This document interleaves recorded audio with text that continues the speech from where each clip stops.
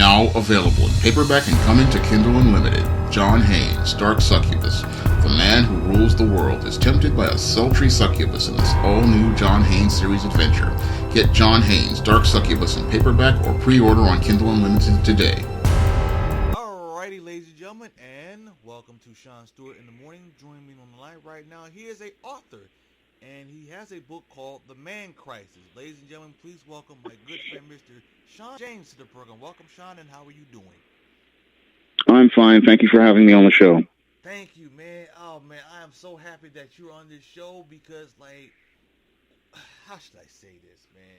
It's so much stuff in the mind and so much stuff I want to say, but I have to be very careful because there's going to be people going to be really bitter and argue with me on the chat box and stuff like that.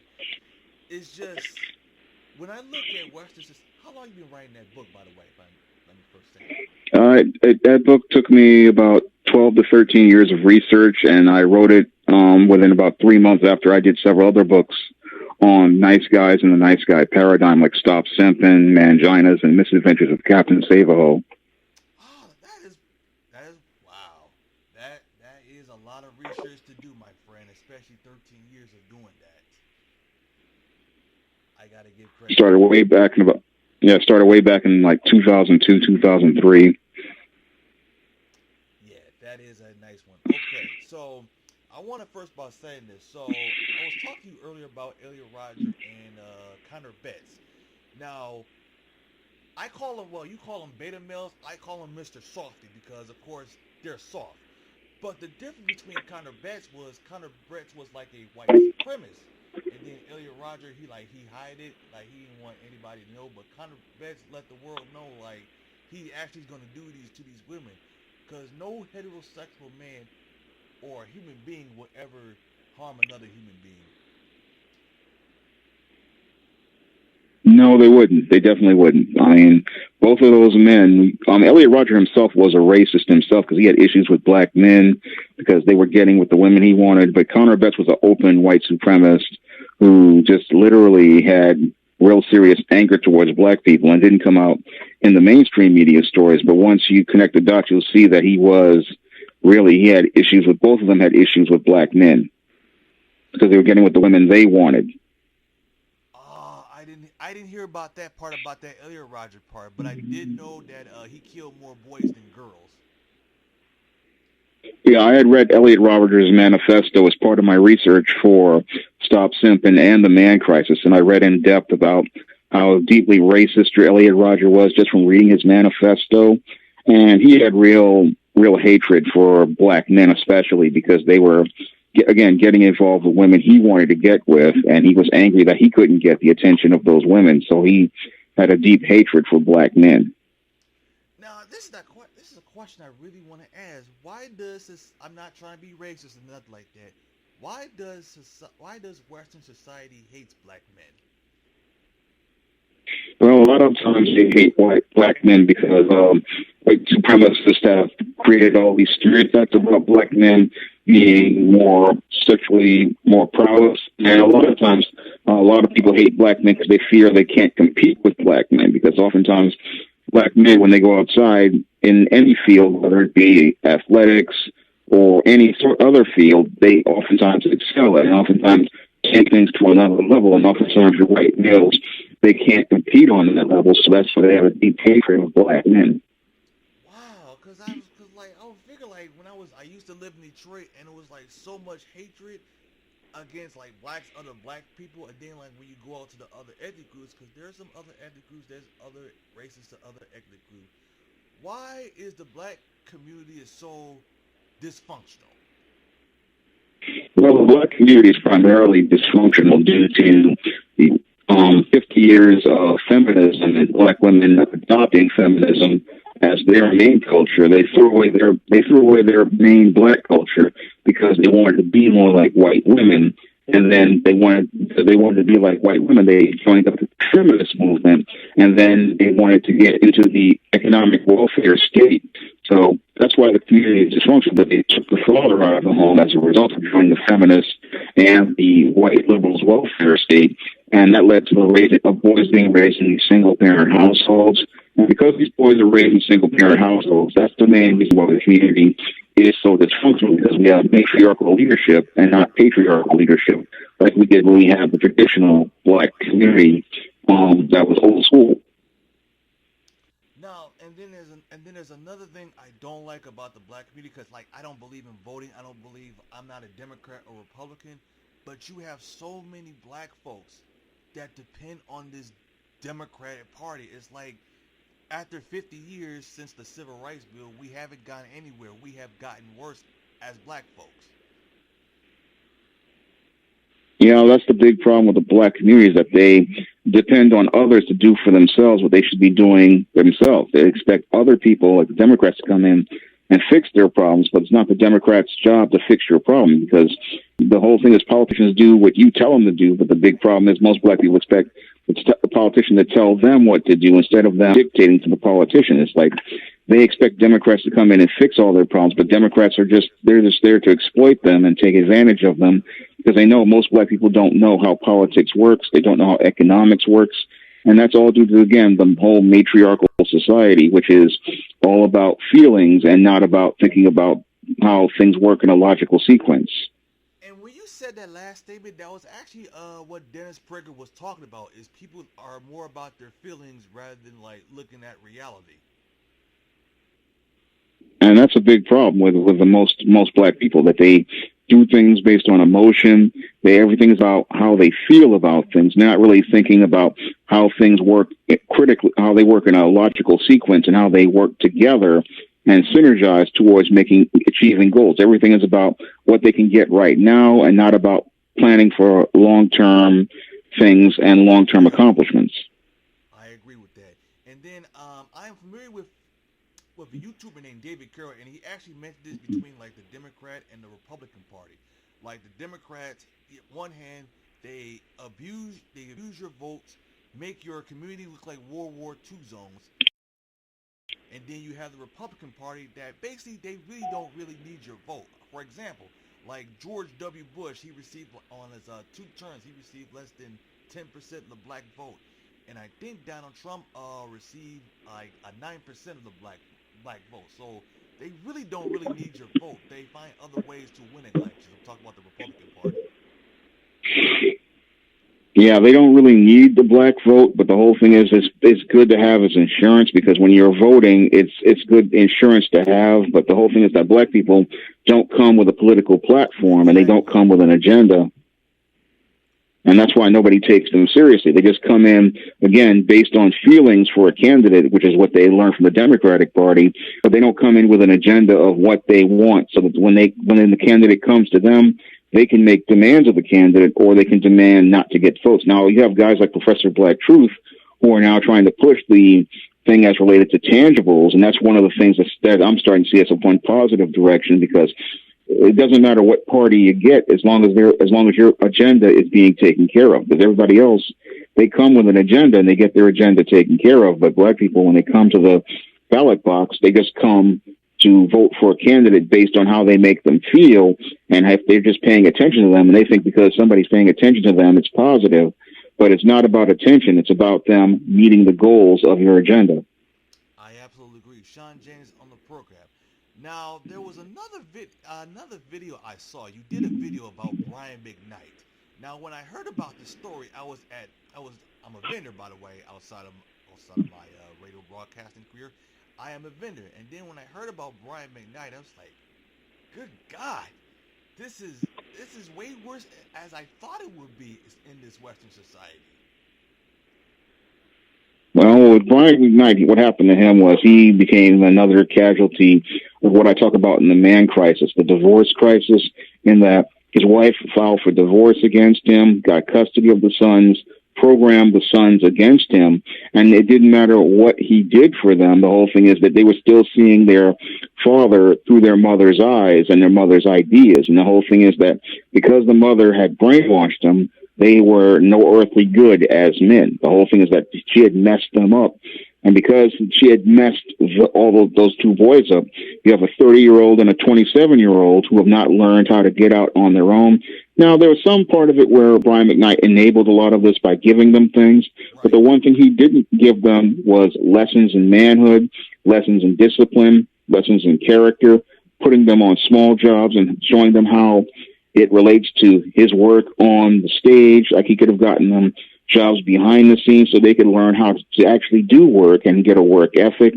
Instead, he just gave them everything instead of teaching them the male life skills that a man needs to survive. I absolutely agree. So when I think of white supremacists, I think of like the KKK, the skinheads, etc. Now, have you ever, like in your book, have you ever wrote about black supremacists? Well, I don't know. Well, when it comes down to a black supremacist, I don't believe that's possible because you have to have economic and political power in order to oppress people. And black men don't have any economic or political power. Now, a lot when it comes down to the black matriarchy, they are enabled by white supremacy, which funds their oppression of the black community through the welfare state and through jobs, through affirmative action. They use their economic power to oppress the black community. And I talked about that in Spellbound and my videos on Spellbound Negro. And what they do is they use the black woman as a way to be a buffer to keep the community under white supremacist control. So there's no black supremacist. There's white supremacy using a group of black people to control the community, which is buffer Negroes and your black matriarchy. They use them in tandem to control the community, but white supremacy is the ultimate power as related to everything. Because when I think of like black supremacists, this is just my opinion. When I think of black supremacists, I think of like Black Lives Matter because they don't really care about like really stand up fathers that really stand up to their children. Because it's mostly like the thugs, the criminals they always stand up for, or like if it's another ethnic group that kills another black person, Black Lives Matter, stuff like that. Well, Black Lives Matter is just another buffer Negro group. It's the whole thing is that they're just like the black matriarchy. They're just like many of your entertainers. They all work as part, again, as white supremacy. They're just buffer Negroes. That's the actual term is because that's what they do. They use those guys to get in the way to push the narrative that white supremacy wants as related to black issues, and they keep you from hearing the actual issues that black people have. Gotcha. Now, there's another person I don't like. Well, I like him as a comedian, but when he gives out dating advices, is Steve Harvey. Now, we know Steve. His daytime talk show was gonna fail. Not like 7 years ago. I'm talking about the new format because like what he did was like he was trying to make the daytime show into a late night, and the only person that ever did successful late night as a black person was Arsenio Hall. So what do you think was Steve Harvey's issue with his the format that he was using? I'm not talking about the original format, but the new format he did. Well, the problem with the new format was that it was something that just wasn't appropriate for that hour. I mean, when you're doing daytime shows, you are facing some stiff competition, and nobody wants to hear about celebrities at 4 o'clock in the afternoon when you got all these other shows coming on, like Judge Judy. You've got many other court shows. You've got other talk shows, and people aren't really interested in watching celebrities plug products in front of them at 4 o'clock, especially at that hour. I mean, so Steve Harvey miscalculated. He didn't understand that that's a nighttime style show, and people aren't going to watch that in the daytime. Usually, the daytime crowd they have a certain type of content they want to watch. So he miscalculated, and that's what led to his show dropping in the ratings. And then the bad press about him and the way he treated his staff also exacerbated the things that's related to the show. And the whole format wasn't something that people would want to watch at 4 o'clock. I mean, especially again, Judge Judy, which is the most dominant show on there. It's giving people what they want. And then sometimes you have guys like Maury and Jerry Springer. So he just didn't have what the audience asked for. Right, because like when I think of daytime television, I think of like court shows, Maury, Steve Wilkos, Jerry Springer. Well, he's going to be Judge Jury in next month, by the way. But it just seems like it wasn't the right time for him to do a daytime show. It would have been suitable for him to do a late night. But I used to like late night television, but the problem is with late night television is they put politics on those shows. I don't want to see politics. I want to see like an actual late night talk show. Well, it's like Hollywood lost its mind after the 2016 election, and they just keep giving you all these Trump rants, and people don't want to watch that. They want to, when people watch their favorite celebrities, they want to escape. They want to get away from a hard day's problems, and then what these guys are doing is bringing problems to people with these late night shows, and that's why the ratings have dropped. Because when people watch television, they watch it to get away from their problems, they get away from their stresses, and it's clear to me that the people at these networks, they're so in their feelings that they're not thinking about what their customers are wanting, and they're just all in their feelings about this 2016 election. And sadly, 3 years later, they're still going on about it. And that's why people have just turned off their televisions and decided to watch other media. Because, like, when I was, like, in high school, I used to watch David Letterman on TV. I used to watch David Letterman and a couple of people that had late night. I never was a fan of Jay Leno, but it seems like the old generation, they never had, like, politics was in the way, but then when you look at, like, the current late night television, it seems like everything has to be all political, and that's like a turnoff for people. And then you also got to look at movies, because they also have, like, some leftist agenda. It's like many people do not, like myself, do not like this left agenda. Well, I don't like it myself because it's just all victimization. It's all very paternalistic. And a lot of it really, it just promotes stereotypes. It breathes brand new life in those stereotypes. For example, when I would look at many of these new shows that are out here with this leftist agenda, they are no different than what I used to watch in the 1970s when they were talking about putting on the first black shows like Different Strokes and Good Times. And all those shows did was perpetuate the white person's ideas about black people, but didn't really consult black people to give you an authentic black experience. And all that did was promote further stereotypes about black people to be put on mainstream media. So when I look at a lot of these so-called leftist media, it just really insults people. And all it does is it reinforces a lot of ideas in racist minds, because they really are really racist images and really racist narratives that are being put in many of these programs. So when you watch it, it's like you're not getting a story that gives you a human experience. All you're getting is somebody's ideas based on stereotypes that they heard about. Like, for example, like when JJ was doing his Kid Dynamite, I know Esther Roll and John Amos did not like that because they wanted the show to be like a family show, but because he kept saying dynamite, dynamite, dynamite, dynamite, dynamite, there were some people that left the show as well.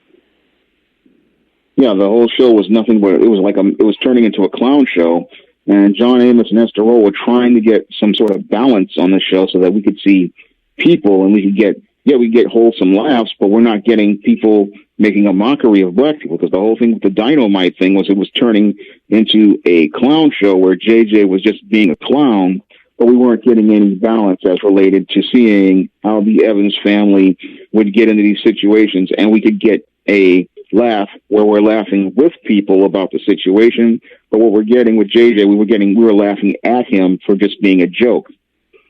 And here's the other thing. Good Times, that was an actually spinoff of Esther Roll's show. It was Maude. That was Maude. It was Maude, which came from All in the Family. And because Esther Roll thought like she was the star of the show, but because of Jimmy Walker's Kid Dynamite, he was the star of the show.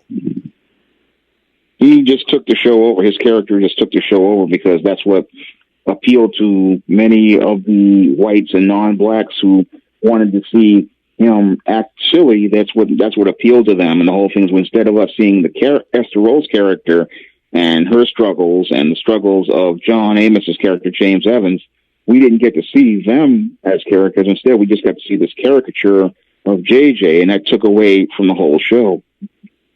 Got you right there. So, guys like myself, we do not like the left media. We do not like how the left media pushes the agenda.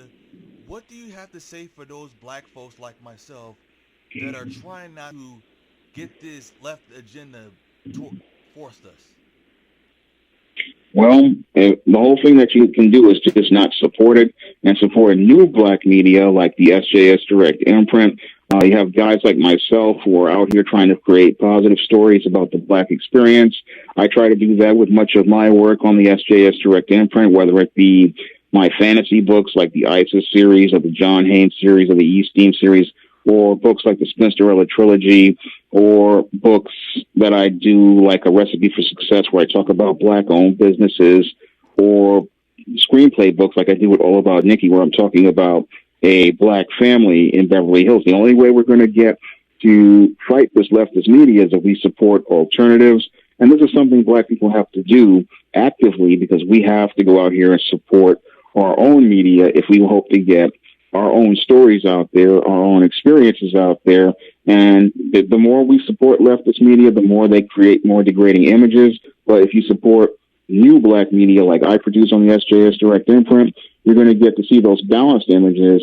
And if you put more support behind it, you're going to see real serious changes as related to the Black image, because when we go out here and support our own, then we can start to see a different perspective of ourselves pushed in the whole media. There's another person that also is posting positive stuff. Dominique Huff, that's what his name is, Dominique Huff. I do know him, not personally, but like I am friends with him on Facebook. He does post a lot of positive stuff, and the same is here, because like when you look at this, when you look at Black people that, like, I'm not talking about like the good Black people. I'm talking about like the Black folks that's trying to make other Black people look bad. Is what they like when they post like dysfunctional stuff. Is what they don't know is some other ethnic group will look at that video and will use that excuse, just like, I don't want to talk to Black people, I don't want to work with Black people, stuff like that. Yeah, I've seen that myself. I mean, I did a blog one time called Why 70% of Black Women Are Single. And sadly, I did that blog to help Black women, but white supremacists got a hold of it. And a lot of times when we're putting media out here, we have to really think about what we're putting out here, because you have a lot of white people and non-Black people who are looking at this media. And this media is painting a picture of us. And a lot of people aren't thinking about how these videos of fights in restaurants and how these memes and stuff are affecting people. And even worse, they're not thinking about how it's affecting young Black children, because a lot of young Black children are watching these videos and they're thinking that this is the way they're supposed to behave. And that's one of the scariest things about a lot of these people who put this negative media out here, is they're not thinking about how it's affecting the children, because we have a lot of youngsters who are growing up on the internet, and this is their only image of Blackness. So we have to be really careful about what we're putting out there for kids to see of Black people, because that's going to shape how they see themselves. It's going to shape how they see their world.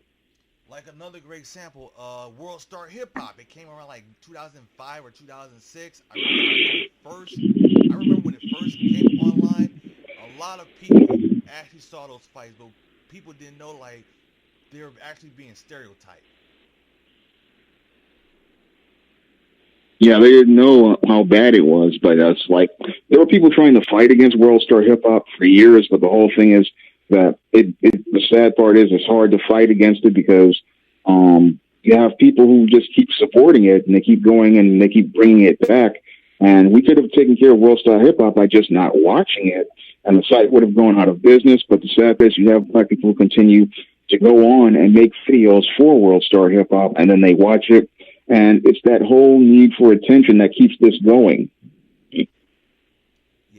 And one last question, then I'll let you go. So I noticed, like, during Barack Obama years and then, like, President Trump, well, like, if you were a Black person that said against, like, Barack Obama, you were known as a racist.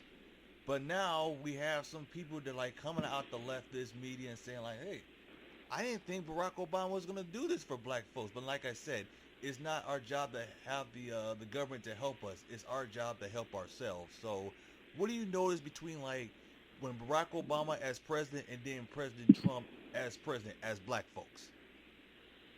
Well, when it comes down to Barack Obama's presidency, Black people put him on a pedestal, and they really did not hold him accountable the way that they should have held him accountable. I mean, Barack Obama was not a very president when you look at the overall picture of his presidency. I say he's the worst president since Jimmy Carter. And his leadership, his leadership was very ineffective, and he was looking to please too many people, but he didn't want to try to help any black people.